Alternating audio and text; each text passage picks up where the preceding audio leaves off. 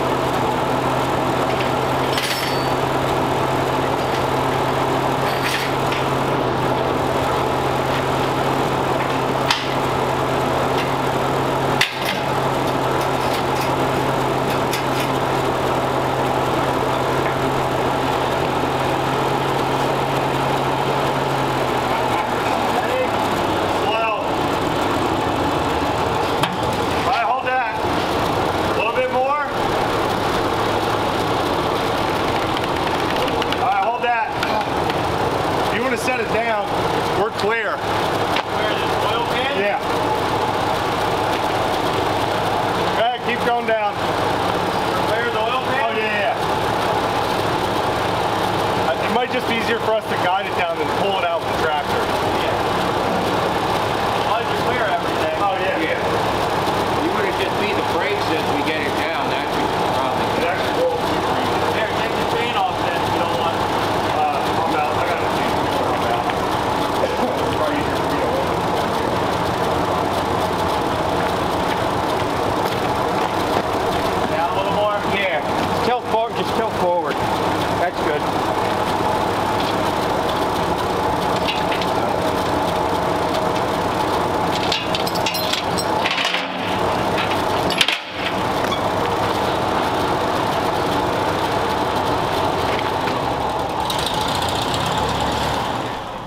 Yeah. Alright, you still good on your side seat? Yeah. You guys just steer. Hang You on, guys hang just steer. Are you good on your side? I'm on the inside of the ramp. All right, I got it. I'm on the inside. I get it. Adjust. I'm pretty. Well, you're also steered out. Yeah, this The side line's all is funky. steering out pretty hard. You guys just steer and hold back. I'll Okay. pull back. I'm good on this side. I'm fine on this side.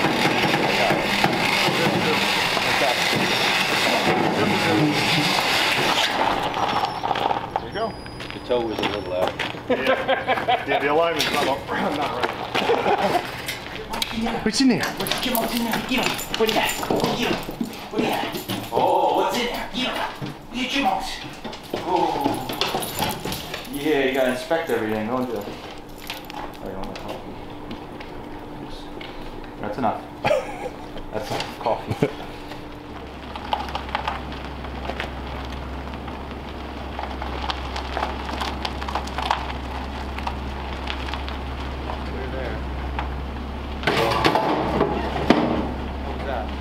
Hold on. What was that? That air filter that was stacked on top just. Watch out, Moon.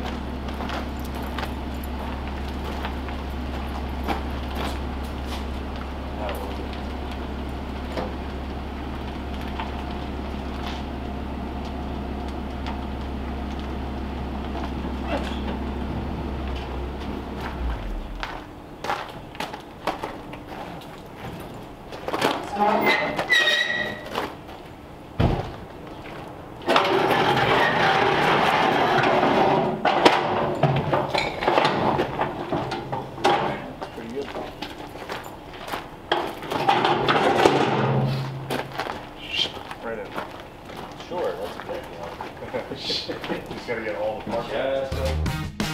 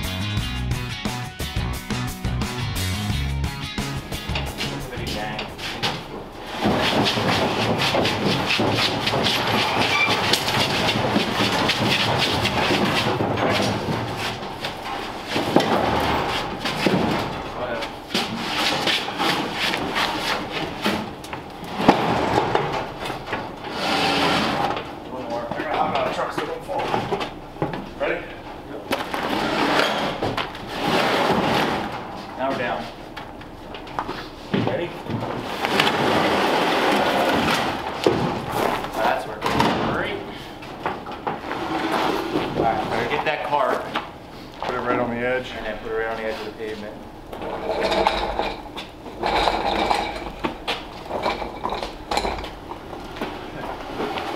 Ready? Ready, pick it up. Yep. Ready?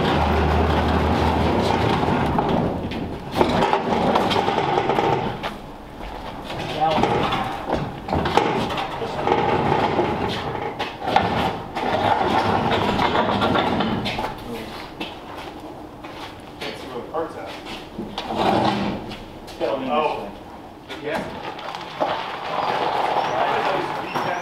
I had television on this side. And it's a lower load, so Right. we're going to load this in. Yep.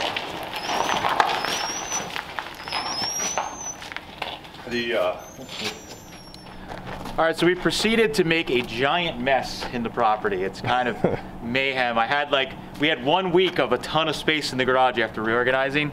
Totally done. It's all gone. It's all gone. We filled it up. So anybody was taking bets, joking on social media how long it would take to fill it up. I think we had people who were guessing like months. 7 days. It was like 7 days.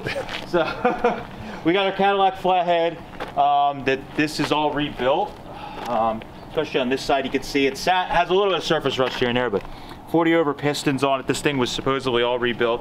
The gentleman we bought it from, John, did turn it over a little bit by hand. We got to clean up the bores where there's some surface rust before we roll it over all the way, but we're gonna probably try and, I'm keeping this. I've always wanted to do a Cadillac flathead, and this one seems like a good candidate. We got to go through, and a couple of things got bent dragging it out. It was very rough getting that thing out of there, but it's kind of the situation we were in. So nothing crucial got damaged, but we got to go through it. So we got like all kinds of crap. There's basically a whole 3-window here. There's a whole 3-window scattered between all over the place. I'm gonna stash that away.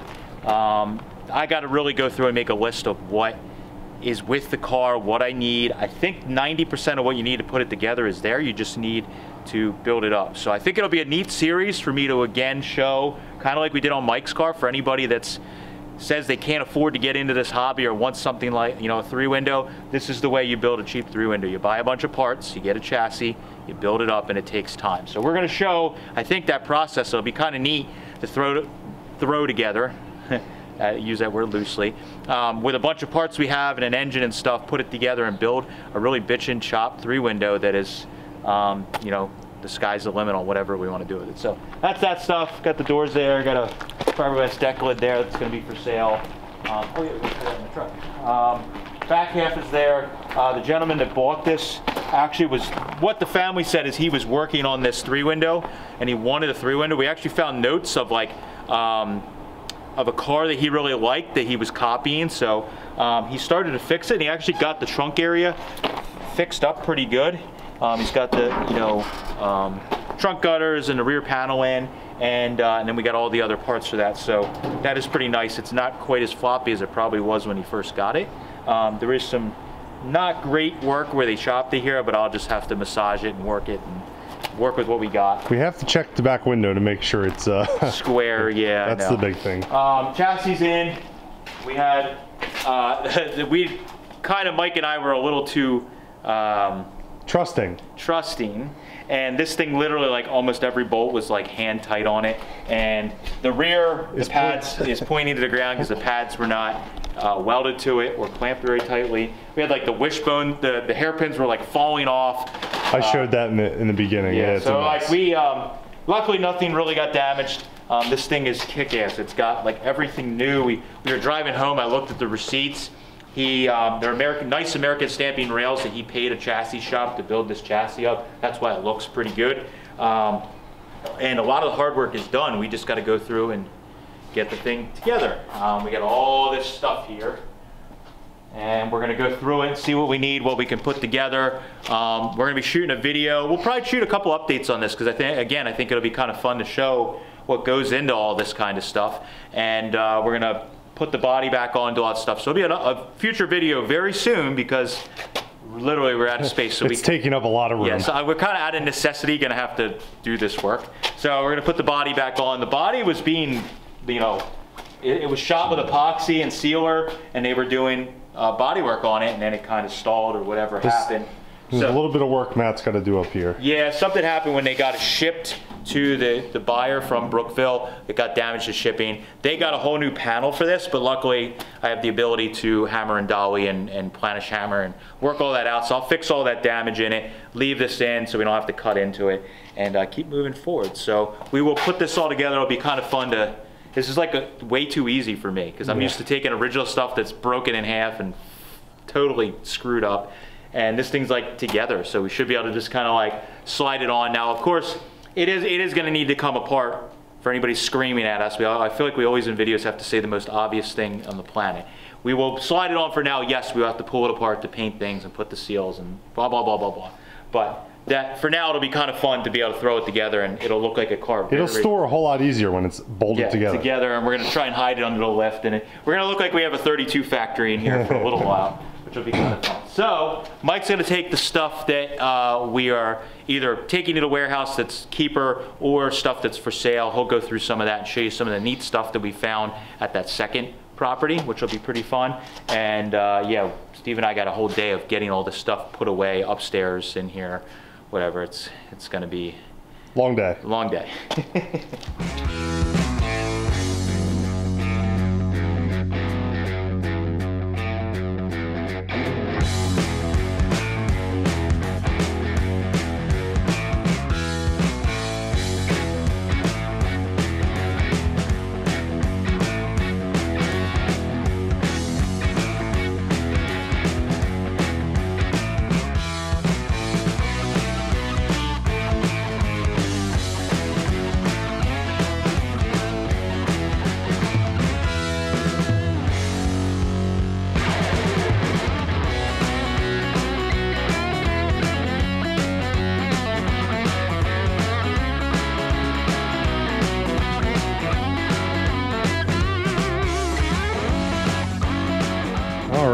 Everything unloaded and laid out. We're gonna walk around, show some of the highlights, talk about some of the stuff we're selling, what we're keeping, that kind of stuff. So front and rear fenders for the 3-window.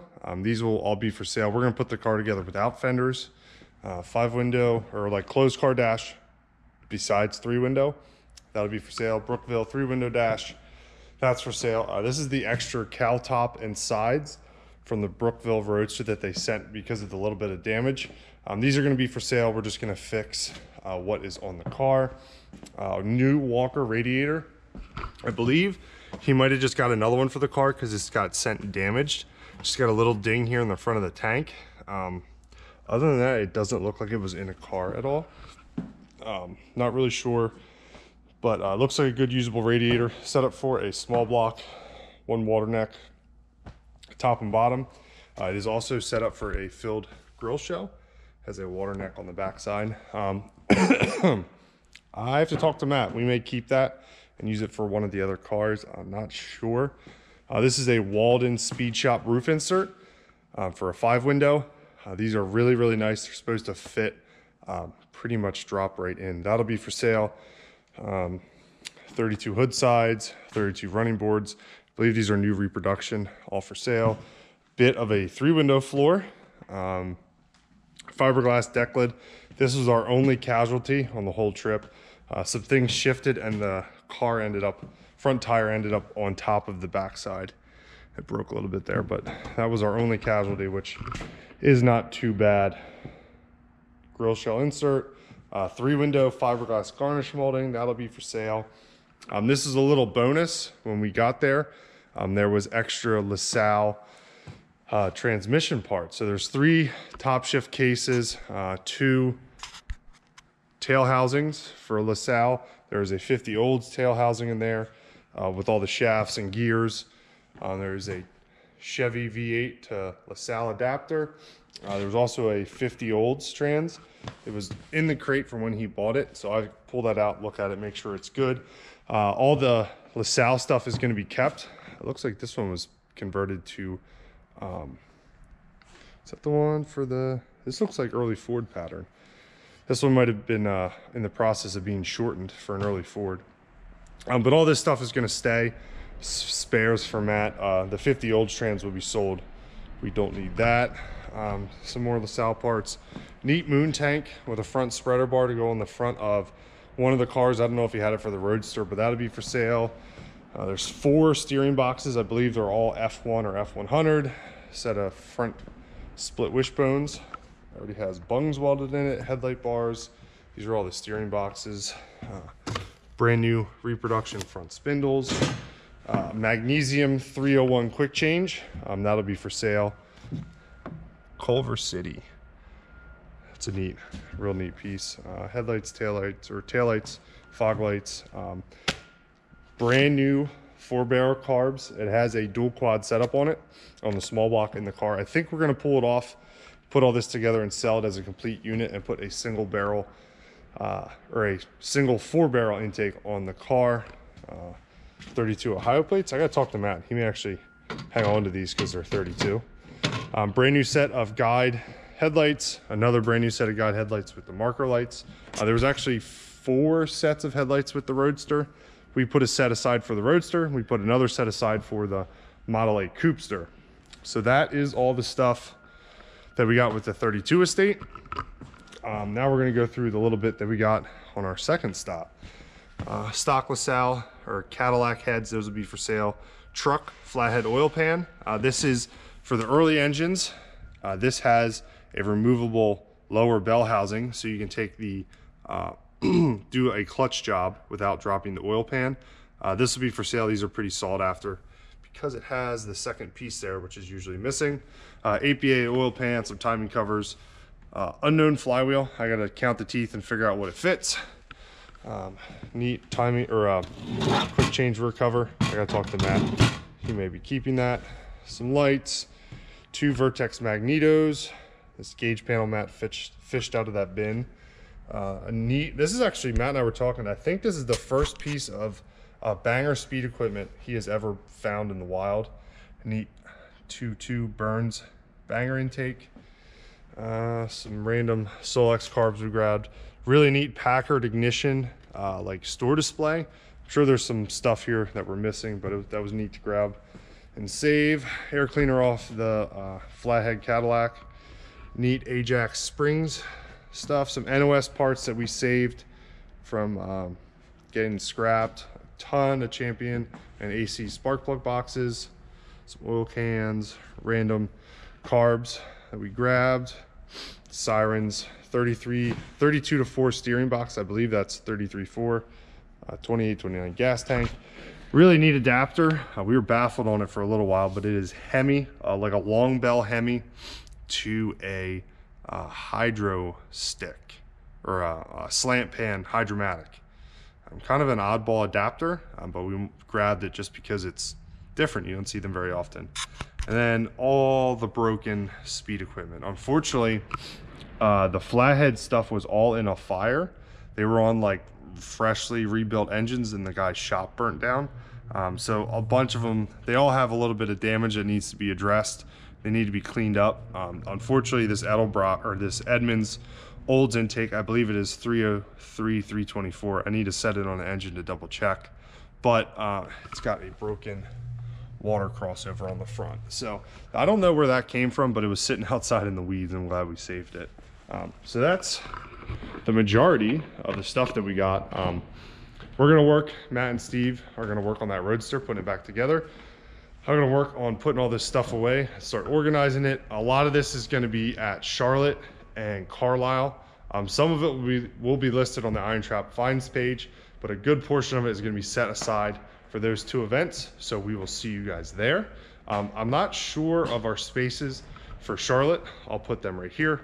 And our spaces for Carlisle. Carlisle, we are K 1, 2, 3, and 4, I believe. I'll put them right here because I may have those wrong. But we'll be there for both. We'll have a bunch of neat stuff to bring. So we'll see you guys there. Thanks for watching. Appreciate it. Hopefully we have a full year of these picks. They're so much fun. Matt and I really enjoy it. So thanks, guys. Catch you later.